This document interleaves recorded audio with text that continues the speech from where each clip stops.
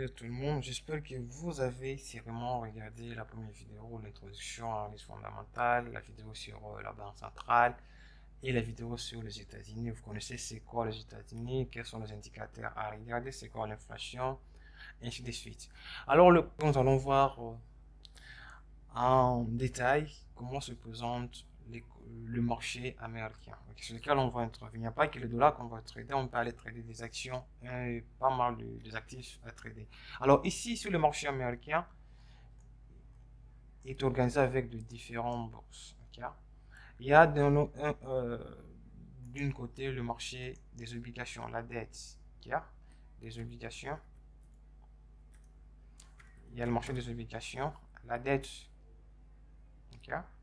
Cette dette, il y en a plusieurs. Il y a la dette intéressée à la dette de l'État et la dette des entreprises. Okay, ce sont les entreprises, des grandes entreprises ou de moyennes et petites entreprises. Alors, la dette, c'est quoi? Les obligations, c'est quoi? C'est de la dette, c'est le marché de la dette. Donc, lorsque un gouvernement fait son budget, il prévoit que je dois dépenser autant d'argent dans cette année. Mais comment ce gouvernement va financer ses dépenses? Ok. La meilleure partie de dépenses du gouvernement vient de la dette. Par exemple, comme les États-Unis, c'est un pays le plus endetté du monde et le financement de son économie, des dépenses du gouvernement vient de la dette. Okay. Donc les obligations, c'est la dette. Côté aux entreprises, c'est pareil. Il y a une entreprise qui a besoin de se financer. Okay. Il a des opportunités qui s'offrent à elle. C'est un, soit vendre des actions, donc donner une partie de la société à d'autres personnes, soit emprunter de l'argent sur le marché des capitaux en vendant la dette, en vendant ses obligations. Les gens vont le prêter de la dette pour financer cette entreprise et de là, et l'entreprise va commencer à rembourser petit à petit ces gens-là les coupons selon les raccords et à la fin de l'échéance, rembourser tout l'argent emprunté. Là, c'est côté obligations. On va voir comment ces marchés sont liés. Et les marchés des obligations, c'est les marchés liés au taux d'intérêt.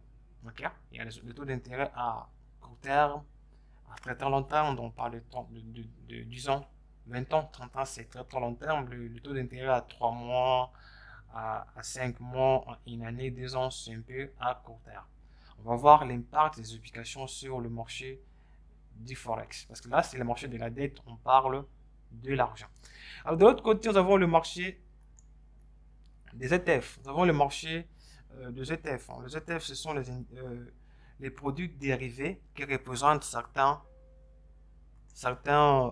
actifs sur le marché. Ça peut regrouper pas mal d'actifs. Alors, les ETF ici, ça peut être un ETF qui représente la dette de l'État, ok, ou les ETF qui représentent la dette des entreprises. Des fois, on n'a pas accès à cette dette-là. Quelqu'un peut vouloir acheter la dette de l'État, mais il n'a pas cet accès-là. Mais il peut profiter, jouer sur le marché des ETF qu'on va aller voir. On ne va pas tout aller là-bas commencer à regarder dans des zones. On va voir les ETF qui vont vraiment nous intéresser. Après le marché des ETF, il y a également le marché des indices boursiers. C'est vraiment intéressant. Indices boursiers, là, c'est toujours côté américain. Je ne vais pas tout énumérer parce qu'il y en a beaucoup. Je vais juste prendre ce qui va nous intéresser. Boursiers. Je vais seulement prendre ce qui va nous intéresser. Ce qui sera vraiment utile à nous. Je ne veux pas aller prendre le marché à terme, le marché fictif. Je ne sais pas à quoi ça va me servir sur ces marchés que moi j'interviens. Ok. Là, ce sont les indices boursiers. J'ai bien dit que ça sera une vidéo assez longue. Là, c'est les indices boursiers. Et hors les indices boursiers, nous avons également le marché des actions ou les equities. C'est vraiment important pour vous aller jeter un coup d'œil si vous voulez trader les actions. Les actions. Après, nous avons le marché du Forex, qui est un marché de... Voilà. Là, tout ces marchés ici. Il y a aussi, on peut mettre le marché des matières premières. C'est vraiment intéressant. Mais là, on se limite par ici. Alors, ce 1, 2, 3, 4, 5 marchés sont liés les uns entre les autres. Ok. Les obligations ici. Obligations des entreprises. Ok. Les obligations des entreprises. Là, les obligations de l'État. Les obligations de l'État. Ça sera vraiment intéressant. Sont également liés aux indices boursiers, liés à la monnaie. Les actions ici également est liée à la monnaie. Donc là, je vais mettre la monnaie liée à la monnaie. C'est vraiment intéressant de savoir toutes ces choses ici. Liées à la monnaie. À la monnaie. OK? Et ceci va également impacter les économies et les décisions de traders sur le marché. Alors, côté obligations, qu'est-ce qu'on va vraiment s'intéresser? On va voir les obligations beaucoup plus à 10 ans pour les dollars. Mais plus les obligations commencent à chuter, plus le dollar va aussi baisser avec. Alors, ici, les obligations, côté obligations d'État, on va voir les obligations à 10 ans, mais beaucoup plus, on peut commencer par les obligations à 10 ans, à 10 ans, à 20 ans et à 30 ans. Alors, les obligations à 10 ans, je vais vous mettre les obligations à 10 ans. C'est vraiment très très important ce que je vais vous montrer maintenant. Les obligations à 10 ans, 10 ans, 10 ans, 10 ans, voilà. Les obligations à 10 ans pour moi représentent le début de tout mouvement. Ok? C'est là où tout commence. Vous pouvez déjà commencer à anticiper le mouvement à partir des obligations à 10 ans. Ce qui est la base sur les obligations les plus impactées par très sensibles, ce sont les obligations très sensibles au taux d'intérêt. Ok? Alors ici, qu'est-ce qui va se passer? Une fois que les obligations à 10 ans commencent à prendre de la valeur, là c'est déjà bon pour la monnaie. Là, je reviens dans l'histoire. On va voir là, le 28 mars 2022, le 28 mars 2022. Vous allez vous rendre compte que c'est à partir du mois de...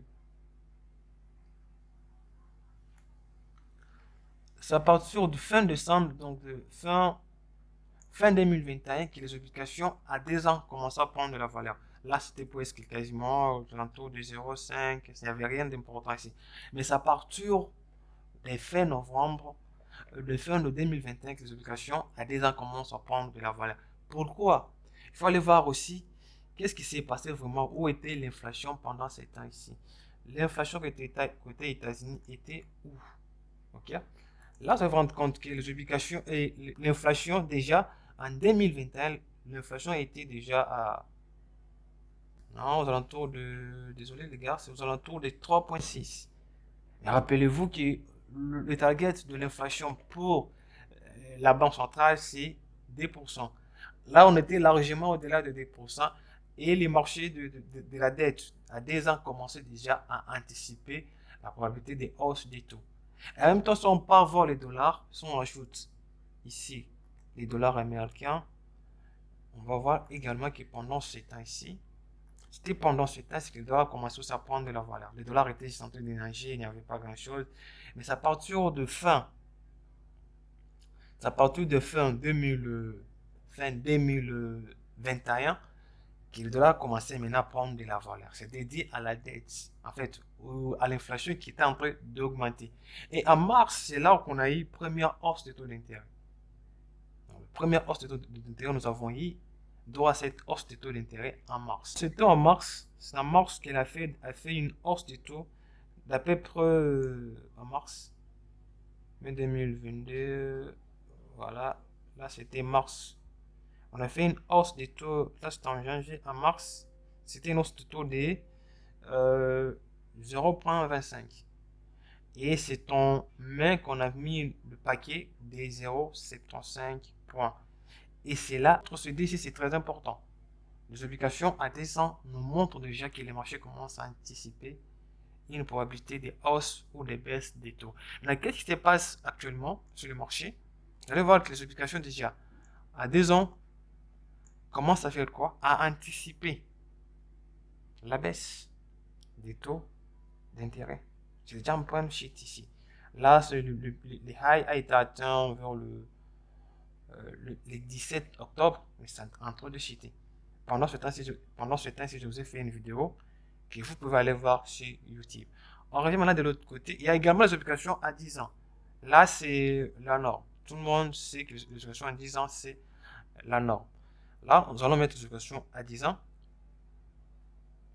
Ici, c'est très important. Mais les obligations à 2 ans nous permet de pouvoir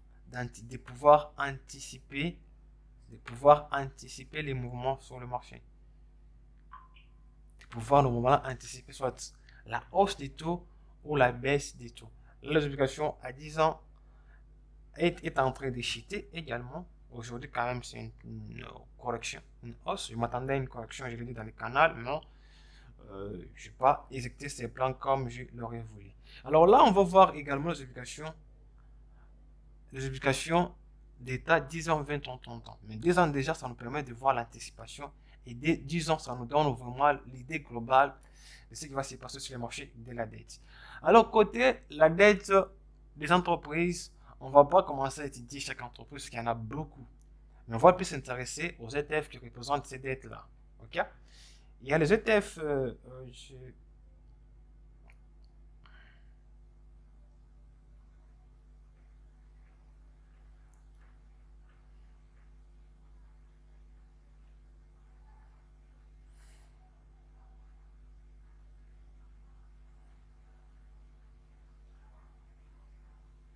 voilà. Il y a les ETF qui représentent la, la dette des entreprises.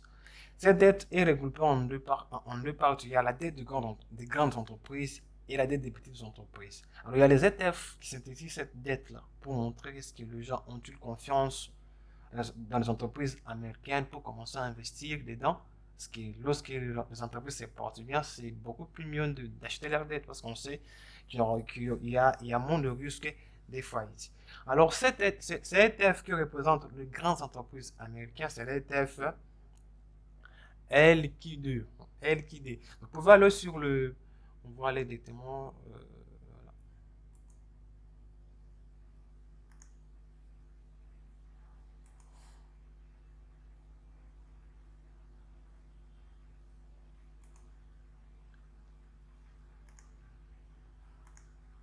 Il y a les ETF, les LQD ici. Les LQD, c'est l'ETF ici qui représente les 10 grosses entreprises, qui représentent les grandes entreprises américaines, pas le 10 ans, les grandes entreprises américaines.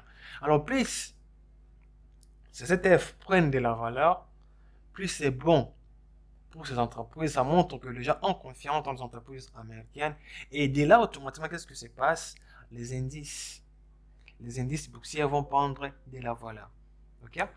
Dans le même temps, lorsque les ETF, je vais noter les ETF, il y en a des ici. Il y a ETF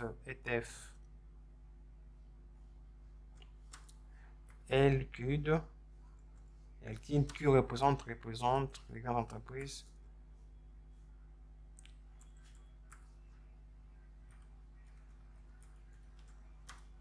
Représente les grandes entreprises américaines.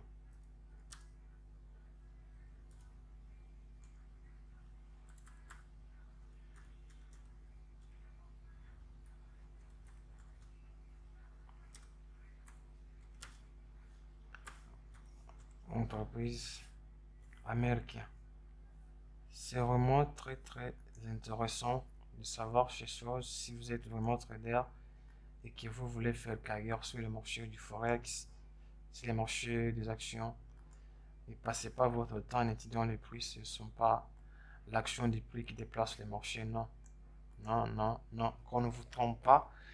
Il faut aller dans les fondamentales pour savoir pourquoi les marchés se déplacent. Cet ETF permet de mesurer les performances des obligations d'investissement des grandes entreprises américaines. Okay? Alors, plus ces ETF prennent de la valeur, plus c'est bon pour ces entreprises. Et également, si vous mettez cet indicateur, okay, et que vous remarquez par exemple que le marché c'est en pleine hausse, okay, c'est également bon pour les indices. Pour les indices, d'aller chercher des ventes, des achats sur cet indicateur, sur ce marché-là. Donc, lorsque cet indicateur, ces ETF prend de la valeur, qu'est-ce qui se passe? C'est aussi positif pour les indices boursiers américains. OK? Et là également, il y a l'ETF.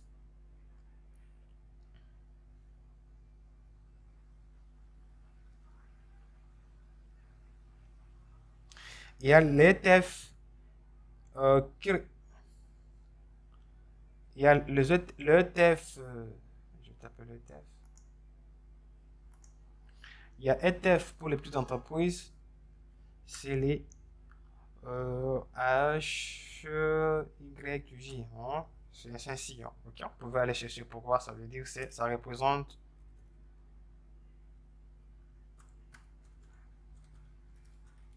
des petites entreprises. Des petites entreprises américaines.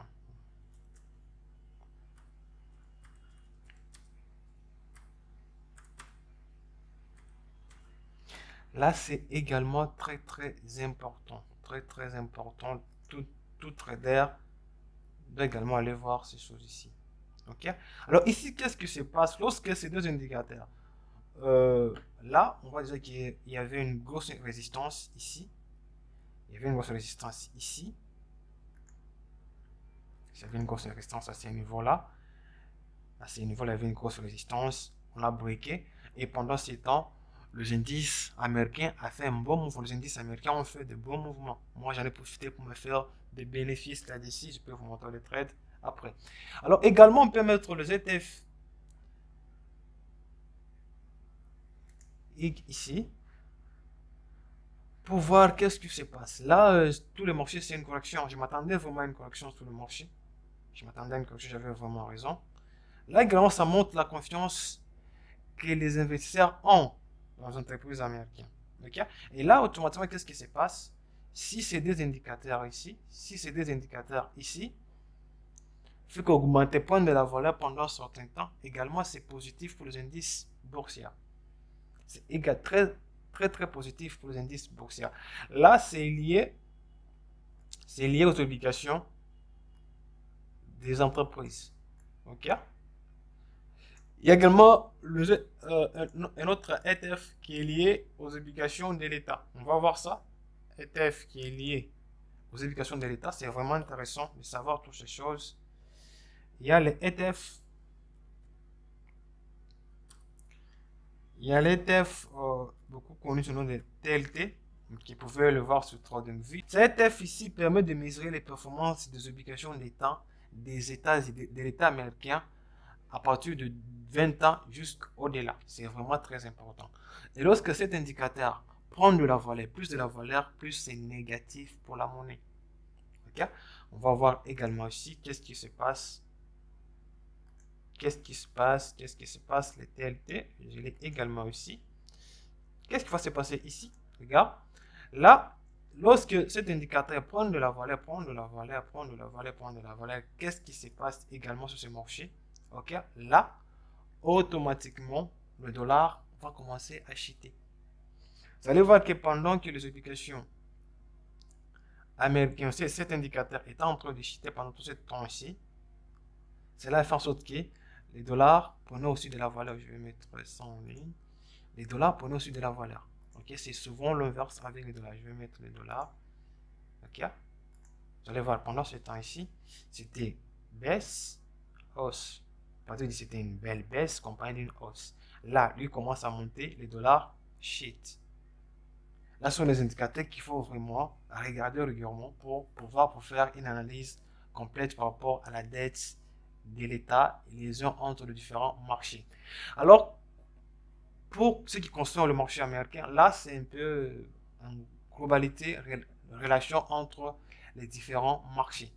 Alors, en se concentrant sur le marché américain, vous pouvez déjà commencer à trader que le marché américain, c'est déjà très bon. Vous avez les dollars, vous avez les Nasdaq, vous avez les IC 30, vous avez les SP500, vous avez les Russell 2000, vous avez les Gold également qui dépendent plus de dollars. C'est déjà assez bon. Vous ne pouvez pas être là trader le marché américain, les marchés européens, les marchés asiatiques. Vous ne pouvez pas être un peu partout. Vous pouvez se limiter à une économie et faire votre carrière dans cette économie-là. C'est pareil dans les grandes institutions financières, ils ont de différents traders, spécialistes du marché américain, spécialistes du marché européen. Vous allez voir qu'il y a des résultats vraiment assez bons pour chaque trader dans son heure de service. Alors là, je pense qu'on est atteint la fin de cette vidéo. Je vais faire la deuxième vidéo sur les États-Unis pour vous faire voir quels sont les indicateurs à regarder ou aller voir toutes ces données-là et comment les analyser et comment les utiliser également pour trouver le données sur l'inflation, comment l'étudier, comment les comprendre, comment l'anticiper. Cette vidéo a pour objectif de vous permettre de comment anticiper les mouvements sur le marché et comment avoir confiance dans un mouvement de marché. Ok? Il n'est pas toujours là de commencer à chercher des trades de gauche à droite parce qu'il y a des résistances et supports. Non. Il y a des raisons purement fondamentales qui font que les marchés bougent. Et là, c'est l'intégration entre tous ces marchés que je viens de vous montrer, les gars. On se voit dans la prochaine vidéo.